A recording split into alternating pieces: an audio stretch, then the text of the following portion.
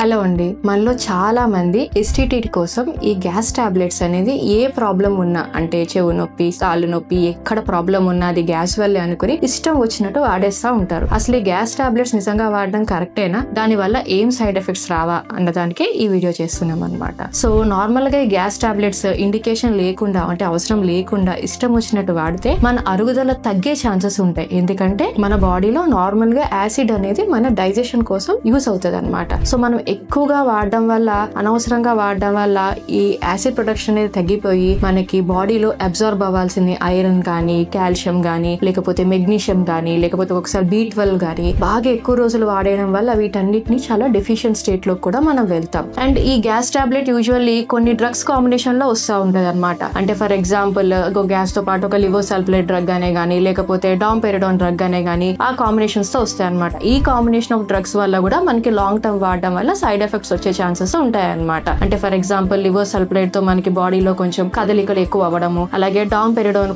ఎక్కువ రోజులు వాడడం వల్ల మనకి ఛాతీ నుంచి పాలు కారడము, ఇవన్నీ కూడా మనకి సైడ్ ఎఫెక్ట్స్ వచ్చే ఛాన్సెస్ ఉంటాయి అనమాట. సో డాక్టర్ ప్రిస్క్రిప్షన్ లేకుండా, అసలు అంత అవసరం లేకుండా ఇష్టం వచ్చినట్టు ఎప్పుడు ఎక్కువ రోజుల పాటు గ్యాస్ టాబ్లెట్స్ వాడకండి. Thank you.